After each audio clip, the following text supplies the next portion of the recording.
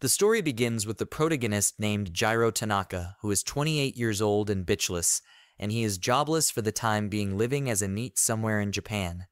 A week ago, he left his job and started living like this to escape from his monotonous life with over 120 hours of overtime work in a month. He felt like he was on the verge of death already, and he was never paid for the overtime work done on behalf of him. The place where he used to work was an undisputed black company, and the best name for the boss who had them work all night was All Night Boss. It sounds like he is straight out of the Dark Souls franchise. The boss kept on bickering with the protagonist for not being able to submit the work in time, as if the guy had nothing to do in life other than work. But one day, something went off inside the protagonist's mind, and he decided to quit his job, feeling like he was never about to make it like this in life. After packing his bag full of his personal belongings, he got back home as soon as possible and started living as a Neet from that day onwards. Even so, sense of freedom alone is too hard for him to digest as well, but he feels like he should have no regrets, as the only concern is for the junior who used to care about him, and he hopes that the guy will be fine without him in the office. Ironically enough, even after working for a long time in the black corporate office, the protagonist has a bit of savings that will be able to keep him afloat from the situation. When he looks at the account, he feels like the fund is about to last him about a year at least, but all he knows is that sitting around like this will do him no good for sure. Then one day, while rummaging through the magazines and the post letters, he finds out that there is a letter that came from a dungeon association for recruiting dungeon testers, which feels rather weird to him as he has never heard of something like this in his whole life. The whole thing feels like nothing but a prank to him, as the dungeons only exist in fantasy stories, and after looking at the paper for a while, he feels like he will go to sleep after being pranked by someone. But the moment he goes on to smoke, he finds out that he is out of cigarettes, and he ironically remembers his habit of playing games full of Dungeons and Dragons in his childhood.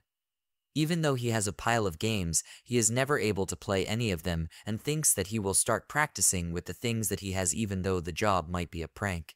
When he calls the number written on the paper, the recruitment officer, he shows up for an interview in the shining building in the middle of the capital, which is rather surprising. Soon enough, he reaches out to the receptionists, and they recommend him to wait for a while to be called into the office.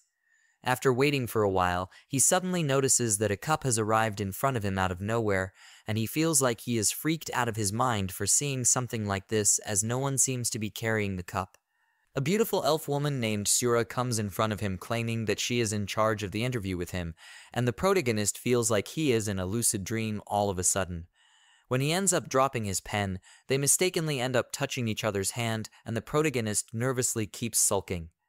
When the interview finally ends, the woman claims that he has passed the interview, and he is unable to even realize what made him pass at this point. The woman claims that the way he can see the true appearance she has, the protagonist might be the one carrying the high magic aptitude, which is the only thing that made him pass. The introduction of magic is produced by the woman herself, as she reveals some fire-like spirit in her grasp, and she keeps on explaining how one's body works with their preferred magic aptitude. After showing some slides along with pictures to the protagonist to have a grasp of the introduction, she explains that he must have at least the level 4 aptitude in him, and the way they have tested him before the interview kind of freaks him out, as he was never able to realize that. When he is unable to understand how, she claims that one would see the page black if the flyer showed up on their door, but the protagonist manages to read everything, and then the second path comes to the barrier, and the last one is the receptionist and their appearance. Then the fourth path comes to the woman herself, as she even managed to check his personality. It means that he passed all of the tests at once, and he will be eligible to be selected by them in this state, meaning that he has all the requirements to make the cut for it. When it comes to the main point of their interview, Sura claims that the Demon King Arki is in a state of war, so their opponent is the residents of Light Isual in another world. According to her, the most important fortress is the dungeon that connects both of the worlds at once, and every time a new Demon King arises, a hero is sent by Isual who clears the dungeon. Sura claims that the hero must not be able to cross the dungeon, and to make an impenetrable dungeon, he will surely need to be the dungeon tester himself. The idea of the dungeon testing feels rather abrupt to the protagonist, and she asks him if he is interested in seeing the dungeon. While heading with her inside the office, he notices that some interracial people from the fantasy land are walking down the road. As soon as Sura asks him if he is surprised by seeing the different state of this place, he tries to act normal around her, adding that everyone is rather pretty around him, and he even remarks that she is rather beautiful, which makes her blush. She takes him to the door which will lead to the entrance of the floor of the dungeon, and when they finally arrive inside of the dungeon, the protagonist is out of his mind. Sura claims that the dungeon is owned by the demon general Kyu, and there are 7 dungeons in total for them, and the 7 generals of the Demon King army manage each one of them. Even though she cannot show all of them to him, she asks him what he thinks of them, as it might be the first time for him to see something like this. The more he looks into the distance, the protagonist realizes that this whole thing is real, and he is not dreaming. Soon enough, wyverns begin to fly above their head to make it even more real, and the protagonist thinks of having a smoke after having one from Sura. The excitement keeps on raging inside of his mind and body, and she claims that many think of rejecting working such positions and adds that if he decides to leave this place, he wouldn't have a single memory of this place whatsoever. Then when the protagonist asks her about the war, Sura claims that they are from Isuel as well, but 5,000 years ago their fight with Isuel became so big that they could see the destruction of everything which led to the transportation to another world to save their people. Sura claims that she might not have seen Isuel with her own eyes, but her body and soul keep on wanting to see it, and everyone in the Demon King seems to want the same. The main point of their mission is that they want to head back home, and the protagonist is unable to realize how he should be feeling about this whole thing.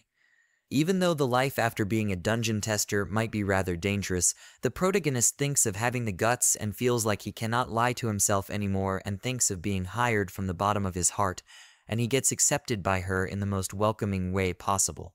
The training of the protagonist and Sura begins, and the impact made by her spear makes him feel like there is no armor on his body at all. Then the protagonist claims that he has no hesitation towards women, and he will end up finishing her the next time for sure. Even though he claims that he is surely not fine, she thinks that it will be fine over time, and just like this, the protagonist is now being continuously bullied by her every day, but he loves it. As time passes, Sura claims that he has a great magical aptitude, but it is now impossible for him to handle the magic for a while, so from now on, he will have to take in the magical power that fills the dungeon.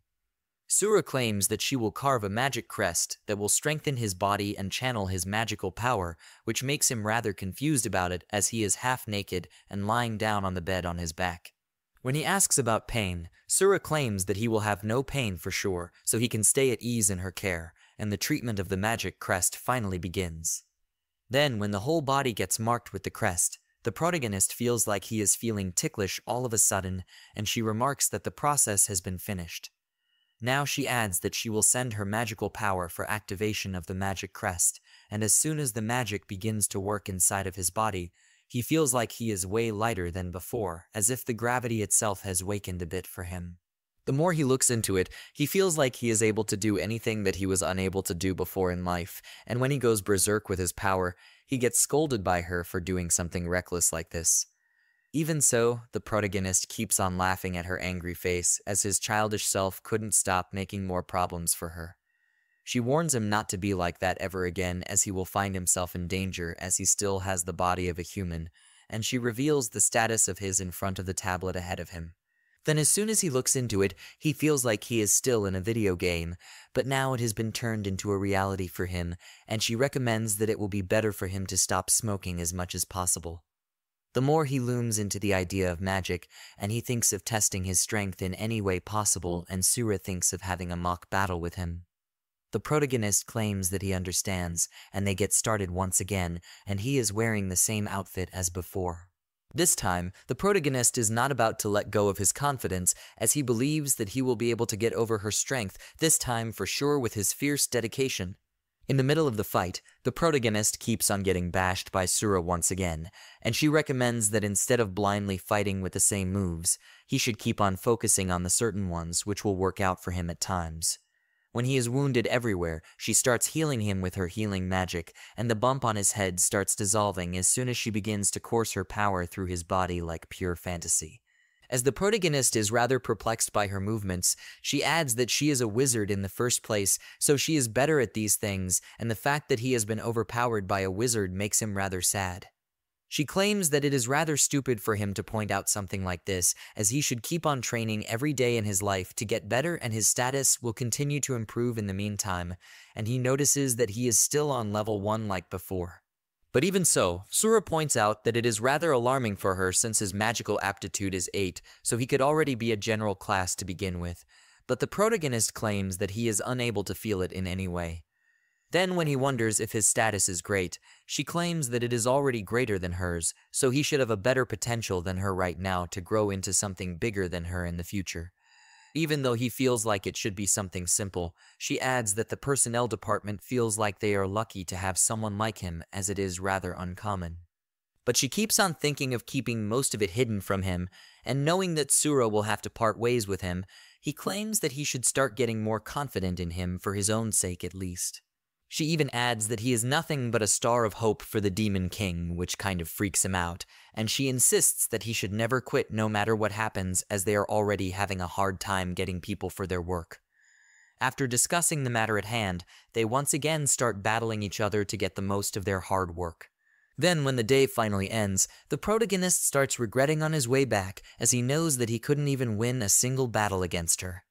It seems that the protagonist ended up moving to the Mao Corporation building for his work, as the workplace includes a housing complex. As soon as he gets back to his apartment, he feels rather comfortable seeing the furnished things around him, and it is enough for someone having a full family. When he is done with the day, he thinks of checking out his status, and he notices that they are going up constantly, and he feels great, as if he is finally doing something in his life. He thinks of doing his best again the next day, knowing that Sura is counting on him. For the first time in his life, he feels like he is surely doing something which is rather meaningful and not just productive for the sake of it.